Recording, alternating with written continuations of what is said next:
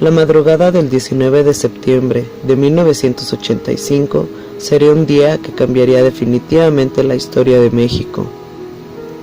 Eran las 7:19 am cuando un fuerte movimiento de 8.1 en la escala de Richter sacudía violentamente la ciudad y la vida de todos en ella.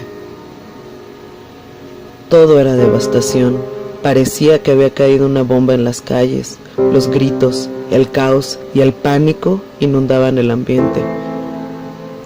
Muchos edificios habían caído, hoteles, hospitales, escuelas. El gobierno arrojó una cifra de 8,000 muertos, pero en realidad el número de decesos ascendía a más de 20,000. Y a pesar del horror que se mostraba ante los ojos del demolido México, el pueblo se engrandeció. Sin importar la profesión, edad o el género, la gente comenzó a sacar a los atrapados de entre los escombros con sus propias manos y con el propio dolor de ver familias y hogares devastados. La unión y la solidaridad con la que cada mexicano le hizo frente a tal desolación fue tal que marcó no solo a una generación, sino que marcó para siempre una nación. Muchos que no vivimos el terremoto del 85 en carne propia, lo vivimos a través de las historias de nuestros padres, que con mucha tristeza, pero sobre todo agradecimiento, nos transmitían el difícil aprendizaje que aquella experiencia les dejó. Ha sido una de las tragedias más grandes de toda nuestra historia, y jamás nos imaginamos que 32 años después, la vida nos guardaría una terrible ironía.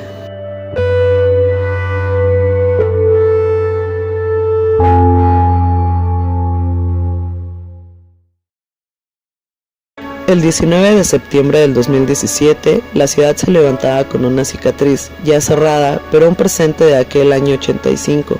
Incluso se había realizado un simulacro como ya era costumbre, pero eran tan pocas las probabilidades de lo que estaba a punto de pasar que nadie podría saber lo que nos esperaba.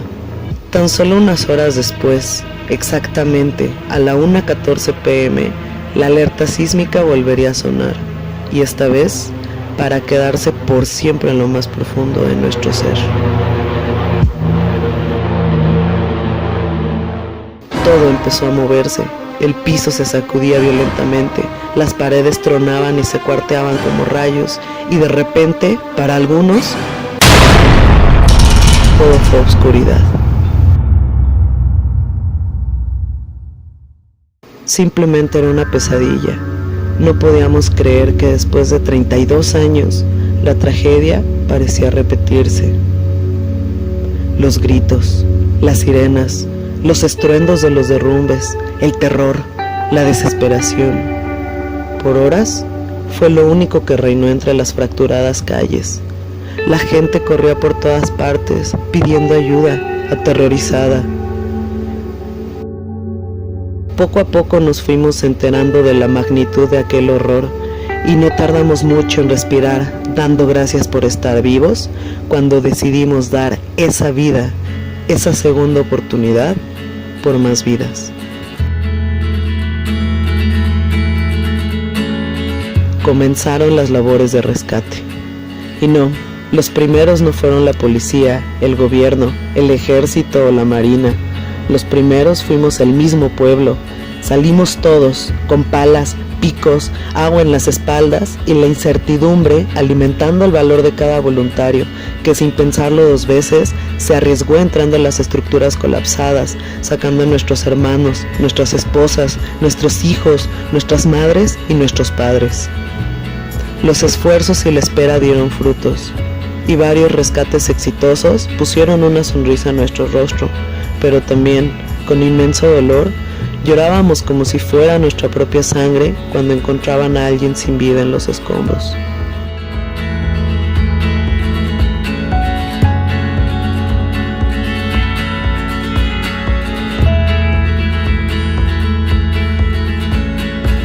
No importaron las horas ni el cansancio. México había sido golpeado, pero estaba de pie y más fuerte que nunca.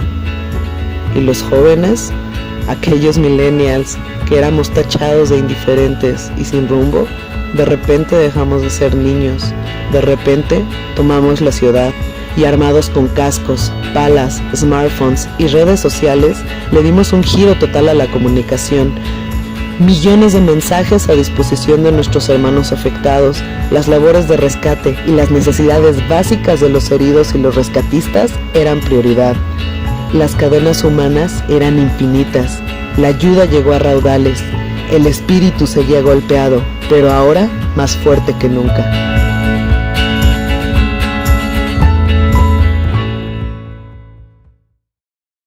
Los cimientos del viejo sistema han sido demolidos por un sismo físico.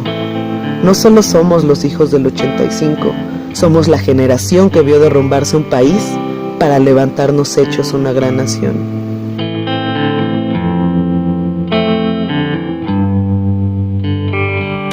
Definitivamente ya no seremos los mismos, nadie lo será. Fuimos marcados por este suceso. Hemos sacrificado nuestro último rastro de inocencia por el país que más amamos. Sí, es en el que hay tacos, danzones en la calle y gente hermosa, solidaria. Donde aman a los animales tanto que también les llaman familia. Donde ya son demasiadas manos, donde hacen fila para ayudar a desconocidos. Ese donde hay un soldado en cada hijo. Ese hermoso país en el que cantan y no lloran.